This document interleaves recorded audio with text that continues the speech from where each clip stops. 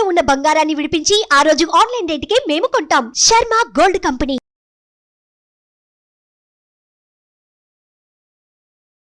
నమస్కారం, నేను మీ జాహ్నవి. మనతో ఉన్నారు ప్రముఖ జ్యోతిష్య వాస్తు పండితులు, ప్రముఖ ఆధ్యాత్మికవేత్త, లలిత ఉపాసకులు బ్రహ్మశ్రీ నానాజీ పట్నాయక్ గురూజీ. సూక్ష్మంలో మోక్షం ఈ ప్రత్యేక కార్యక్రమం ద్వారా ప్రతి సమస్యకి సొల్యూషన్స్ అందిస్తూ మనకి చక్కటి ఇన్ఫర్మేషన్ ని కూడా గురూజీ అందిస్తూ ఉన్నారు కదా. అయితే హనుమత్ జయంతి వస్తుంది కదా, హనుమత్ జయంతికి సంబంధించి గురుగారి మాటలో డీటెయిల్డ్ ఇన్ఫర్మేషన్ తెలుసుకుందాం. నమస్కారం గురుగారు. శ్రీమాత్రే నమః. అయితే గురుగారు, ఇప్పుడు మళ్ళీ హనుమత్ జయంతి వస్తుంది అంటే మొన్న ఏప్రిల్లో వెళ్ళింది, ఇది మెయిన్ హనుమత్ జయంతి అంటారు కదా. అసలు ఏంటి హనుమత్ జయంతి రోజు ఎవరెవరు ఏమేమి చేస్తే వాళ్ళకి సక్సెస్ బాగుంటుంది అంటారు? తప్పకుండా అమ్మ. ఫస్ట్ ఆఫ్ ఆల్ ఏంటంటే మనకు మొన్న వచ్చింది హనుమత్ జయంతి కాదు, హనుమత్ విజయోత్సవ రోజది. విజయోత్సవం ఇది హనుమత్ జయంతి. పరాశర సంహిత అనేటువంటి గ్రంథంలో జన్మించినట్టుగా చెప్పడం జరిగింది. పరాశర మహర్షి రచించినటువంటి పరాశర సంహిత అనేటువంటి 3 వాల్యూమ్లో ఆంజనేయ స్వామి వారు 12 సంవత్సరాల పాటు గర్భవాసం ఉన్నాడు. అంజనాదేవి గర్భంలో 12 సంవత్సరాలు. అతను జన్మించేటప్పుడు కూడా జంజం యజ్ఞోపవీతంతో, కుండలాలతో, చక్కటి వస్త్రంతో ఆయన జన్మించడం జరిగిందని చెప్తారు. జన్మించిన తర్వాత మనకి ఒక 6 రోజులకి గ్రహణం వచ్చింది. గ్రహణం వచ్చినప్పుడు తల్లి ఏంటంటే అంజనాదేవి దర్భలు అవి ఇంట్లో వేస్తారు కదా గ్రహణం రోజు, దానికోసం వెళ్ళింది. అప్పుడప్పుడు తెల్లవారుతున్నటువంటి సమయంలో ఆ సూర్యభగవానుడు చెట్ల చాటు మధ్య నుంచి వస్తుంటే ఏదో పండు అనుకుని వెళ్ళాడు. ఆ పండు తిందాంలే, పొద్దున ఆకలేస్తుంది కదా. ఇది ఎందుకంటే అమ్మ, ఈ వృత్తాంతం కనుక వింటే పర్టికులర్గా ఇతను వెళ్తారు కదా, ఇతను వెళ్ళినప్పుడు, అది ఆంజనేయ స్వామి వారు వెళ్ళినప్పుడు పర్టికులర్గా అక్కడ వెళ్తుండగా రాహు వస్తాడు. యాక్చువల్గా రాహు వచ్చినప్పుడు రాహుని పట్టుకుని పడేస్తాడు. ఈ రాహు పరుగున వెళ్తాడు. ఏంటి స్వామి, ఎవరి దగ్గరికి? ఇంద్రుడి దగ్గరికి. నాకు వరం ఉంది, 6 నెలలకు ఒకసారి రాహుకేతువులకి సూర్యుడిని చంద్రుడిని మింగేటువంటి వరం ఉంటుంది కదా పురాణాల పరంగా. మధ్యలో ఎవరో ఇంకొక ఆకారం వచ్చి నన్ను ఇలా పడేసింది అన్నప్పుడు ఇంద్రుడు వెళ్ళి ఎవరి ఆకారం ఏంటని, ఇది మరి ఏమిటి అసలు సూర్యుడిని మింగడానికి వస్తున్నాడని అతని గదతో, వజ్రాయుధంతో అతని ఇక్కడ కొట్టడం జరుగుతుంది. ఈ హనువు ఇదైనందుకు హనుమంతుడు. ఓహో, అందుకని హనుమంతుడు. ఆ రకంగా కింద పడినటువంటి అతనికి బ్రహ్మ, మిగతా దేవతలందరూ కూడా మరలా ఆంజనేయ స్వామికి వాళ్ళ శక్తులను ఇస్తారు. చిరంజీవిగా ఉండడానికి బ్రహ్మ, మిగతా వాళ్ళందరూ కూడా. అయితే ఈ ఆంజనేయ స్వామి ఎవరో కాదు, సాక్షాత్ శివుని యొక్క అంశే. శివుల్లో నుంచే ఆ యొక్క వృకనారాయణ అవతారం గురించి మనం గతంలో ఒకసారి చెప్పుకున్నాం. మనకి గార్ధబాసురుడిని సంహరించిన తర్వాత, వృకనారాయణ అవతారంలో గార్ధబాసురుడు సంహారం అయిన తర్వాత వీళ్ళిద్దరు ఒకరికొకరు, శివుడు విష్ణువు ఇద్దరు కూడా మాట్లాడుకుంటారు. ఏమని, నువ్వు కనుక కనిపెట్టగలిగితే నేను నీకు దాసుని అవుతాను, కనిపెట్టలేకపోతే నువ్వు నాకు దాసుని అవ్వాలి. ఆ రకంగా శివుడు చెప్పినట్టుగా నేను నీకు దాసుని అవుతాను అంటే, ఇప్పుడు కాదు రామావతారంలో నేను రాముడుగా వస్తాను, అప్పుడు నువ్వు ఆంజనేయ స్వామిగా. ఆ రకంగా ఒక శక్తి, అతను ఒక తెల్లటి పిండి పదార్థంలో తన శక్తిని, ఈశ్వరుని నుంచి వచ్చినటువంటి శక్తిని, సకల దేవతల శక్తుల్ని ఆ యొక్క శివునికి ఇవ్వడము.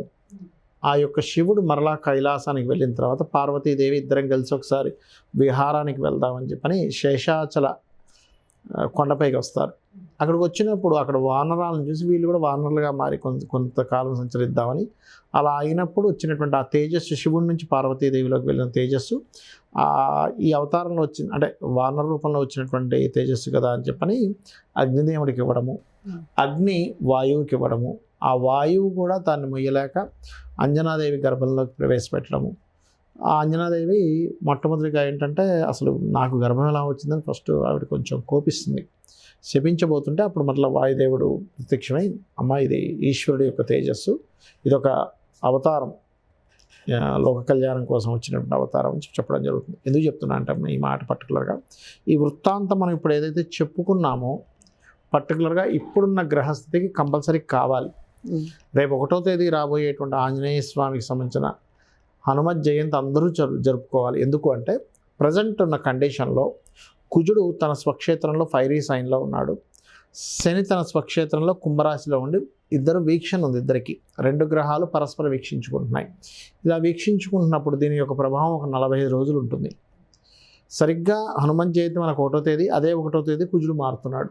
1వ తారీఖున ఇప్పుడు హనుమత్ జయంతి కుజుడు కూడా మారుతున్నాడు. సో ఎవరైతే ఈ ఆంజనేయ స్వామికి సంబంధించిన వృత్తాంతం వినడము, ఆంజనేయ స్వామి యొక్క పూజ అంటే పూజా విధానం సహజంగా తమలపాకులతో చేస్తారు, సింధూర లేపనంతో చేస్తారు పూజ చేయడము. రాముడి యొక్క పూజ ఆంజనేయ స్వామి కంటే ముందు ముఖ్యంగా రామనామస్మరణ, రాముడికి సంబంధించిన పూజ చేయాలి. డైరెక్ట్గా ఆంజనేయ స్వామి చేయకూడదు ఎప్పుడు. ఎందుకంటే రామనామాన్ని ఎక్కడైతే మనం జపిస్తుంటామో అక్కడ ఆంజనేయ స్వామి వస్తారనమాట. సో ఆ రకంగా చేస్తూ ఉండాలి. రెండవది ఏమిటి, ఈ యొక్క ఆంజనేయ స్వామికి సంబంధించినటువంటి మనం అప్పుడు ఒకసారి చెప్పుకున్నాం 45 days బ్యాక్ సంథింగ్. అక్కడ అందరూ కూడా దీక్ష తీసుకొని ఇక్కడ విరమిస్తారు. హనుమత్ మన ఆంజనేయ స్వామికి సంబంధించిన రేపు రాబోయే 1వ తేదీ హనుమత్ జయంతి రోజు. అదేమో హనుమత్ జయోత్సవము, ఇది జయంతి. శాస్త్రంలో చెప్పినటువంటిది ఇదే.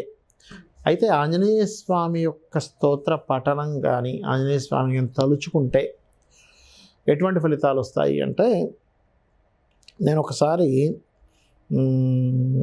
ఒక ఫోన్ కాల్, ఒక క్లయింట్కి ఫోన్ కాల్ తీసుకున్నప్పుడు, అంటే చాలా ఎక్స్పీరియన్స్ జరిగాయి, మీకు ఒకటి చెప్తాను. ఫోన్ కాల్ తీసుకున్నప్పుడు అమ్మాయి ఒక విచిత్రమైన విషయం చెప్పింది. ఏమిటంటే, గురుగారు నేను కాలేజ్ స్టూడెంట్ యాక్చువల్గా, నేను వాళ్ళది పల్లెటూరు కొంచెం, బస్సు దిగి వచ్చేటప్పుడు ఒక దగ్గరికి రాగానే తెలియని ఒక అలజడి వస్తుంటుంది నాకు, సంథింగ్ నాకు తెలియదు ఎక్కడికి, అంటే ఆ పర్టికులర్ ఆ ప్లేస్లోకి వచ్చేసరికి కాలేజీకి వెళ్ళి వస్తుంది ఆ అమ్మాయి.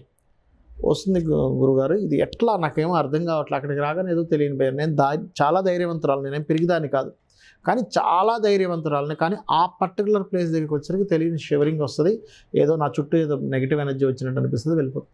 దీనికి నాకు ఏదైనా చెప్పండి అన్నప్పుడు నేను ఆ అమ్మాయికి చెప్పింది, అమ్మ నువ్వు అక్కడికి వచ్చినప్పుడు ఓం హరి మర్కట మర్కటాయ నమః అనుకో, ఓం హరి మర్కట మర్కటాయ నమః అనుకో, లేదా ఆంజనేయ స్వామిని తలుచుకో, నీకు ఆ ఎనర్జీ ఖచ్చితంగా నీ దగ్గరికి రాదు. అంటే అప్పుడు ఆ అమ్మాయి అడిగింది ఏంటంటే, ఏమంటే స్త్రీలు ఆంజనేయ స్వామిని పూజించవచ్చు, ఇట్లాంటి డౌట్స్ వస్తాయి కదా, బ్రహ్మచారి కదా అని. అలాంటిది ఏమీ లేదమ్మా.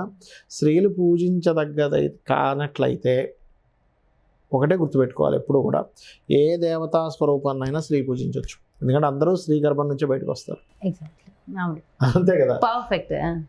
అదేవిధంగా ఈ ఆంజనేయ స్వామికి గనక స్త్రీ పడకపోతే సీతాదేవిని వెతుక్కుంటూ ఎందుకు వెళ్తాడు, అంతే కదా. లాజిక్ కరెక్ట్ పాయింట్ చెప్పారు గురుజీ కదా. కాబట్టి అట్లాంటి అపోహలు ఏం పెట్టుకోకుండా ఈ ఆంజనేయ స్వామి హనుమత్ జయంతి రోజు ఉదయం నిద్ర లేచి చక్కగా రాముడి పూజ, ఆంజనేయ స్వామికి వీలైతే సింధూర లేపనము, తమలపాకులతో సింధూర లేపనం చేస్తే వచ్చే ఫలితం ఏమిటి అంటే, మంగళ దోషములు పోతాయి. అంటే కుజ దోషాలు ఉంటాయి కదా, కుజ దోషం ఉంది, వివాహం అవ్వట్లేదు, యాక్సిడెంట్స్ అవుతున్నాయి, గొడవలు అవుతున్నాయి, ఇట్లాంటివన్నీ కుజుడి వల్ల వస్తాయి, దాని దోషం పోతుంది. తమలపాకులతో చేసేటువంటి పూజ, ఆకు పూజ ఎప్పుడైతే మనం చేస్తామో అప్పుల బాధలు తగ్గుతాయి. అప్పుల బాధలు తగ్గడము, బంధువర్గాల మధ్య ఉండేటువంటి ఇబ్బందులు ఉంటాయి ఒక్కోసారి, గొడవలు అవన్నీ కూడా తగ్గడము, మంచి వాగ్వైభవం. ఆంజనేయ స్వామి ఉపాసన చేస్తే ఏంటంటే వాగ్వైభవం వస్తుంది, తెలివితేటలు పెరుగుతాయి, బుద్ధిబలం పెరుగుతుంది. ఇది చేసుకుంటే కనుక ఇటువంటి ఫలితాలు వస్తాయి. అదే కాకుండా ఇప్పుడు శనికుజులు పరస్పరం ఉన్న స్థితి మీకు ఎటువంటి ఆపద రాకుండా ఆంజనేయ స్వామి వారు రక్షిస్తారు.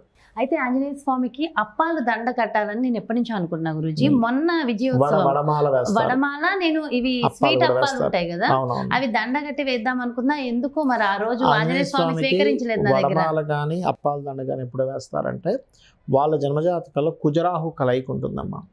కుజరాహు కలయిక ఉంటే ఏమవుతుందంటే, అన్ఎక్స్పెక్టెడ్లీ కోపం రావడమో, లేకపోతే అన్ఎక్స్పెక్టెడ్లీ లైఫ్లో ఏదైనా గండ దోషాలు ఉంటాయి. ఆంజనేయ స్వామికి కనుక వడమాల వేసి ఆ వడలను అందరికీ పంచితే కనుక మీ జాతకంలో ఏదైనా గండం ఉంటే పోతుంది. గండం, ఓకే. నాకు అప్పాలు మాల వేయాలని ఉంది, అయితే ఈ హనుమత్ జయంతి రోజు వేసేయచ్చండి. అది మామూలు, అది దీనికి అంటే వడమాల దీనికి, అప్పాలు దీనికి. అప్పాలు కూడా సర్వసాధారణంగా కొంత కుజదోష సంబంధించినవి దోషం పోతుంది. అయితే అది ఏ పదార్థంతో చేస్తారు, మీరు కందులతో చేస్తారా, మినుములతో చేస్తారా అనే దాని మీద ఉంటుంది. బొంబాయి రవ్వతో చేస్తారు కదా, బొంబాయి రవ్వ స్వీట్ లాగా చేసి స్వీట్ అప్పాలు. స్వీట్ అప్పాలు అంటే మానసిక ప్రశాంతత వస్తుంది దానివల్ల. స్వీట్స్ సంబంధించిన పదార్థం నాకు అది చేయాలని నాకు జస్ట్ అనిపించింది అంతే మనసుకి. సో చేయడం మంచిదే, మానసిక ప్రశాంతత చాలా అవసరం. ఓకే అబ్బా, చాలా మంచి ఇన్ఫర్మేషన్ అండ్ మంచి రెమెడీస్ కూడా వివరించారు Guruji. Thank you so much. నమస్తే. శ్రీమాత్రే నమః. ఎస్, ఇదండి మరి హనుమత్ జయంతి. ఆ రోజు మనం అందరం కూడా చేయవలసిన విధి విధానాలు చక్కటి రెమెడీస్ గురూజీ అందించేశారు కదా. సో డెఫినెట్గా వెళ్ళి మరి గురువు గారు చెప్పినట్టుగా ఆ నామాన్ని జపిస్తూ ఆ రెమెడీస్ అన్ని చక్కగా ఫాలో అయిపోతుంటే మరింత బాగుంటుంది. సో అందరికీ ఆ హనుమత్ కటాక్షం లభించాలని మనస్ఫూర్తిగా కోరుకుంటూ మరో ప్రత్యేకమైన కార్యక్రమంతో మళ్ళీ మీ ముందుకు వచ్చేస్తాను. అలాగే ఇండివిజువల్గా ఎవరికైనా మీ యొక్క జాతకానికి సంబంధించి కానీ లేదంటే మీ ఇంటి వ్యాపార వాస్తుకు సంబంధించి కానీ ఒక్కసారి గురువు గారిని సంప్రదించి అపాయింట్మెంట్ తీసుకోవాలి అని అనుకుంటే అస్సలు ఆలస్యం చేయకండి. వెంటనే క్రింద డిస్ప్లే అవుతున్నటువంటి నెంబర్స్కి కాల్ చేసి అపాయింట్మెంట్ తీసుకోండి. నమస్తే. సుమన్ టీవీలో మీ పర్సనల్ అండ్ బిజినెస్ ప్రమోషన్స్ కోసం కింది నెంబర్కి కాంటాక్ట్ చేయండి.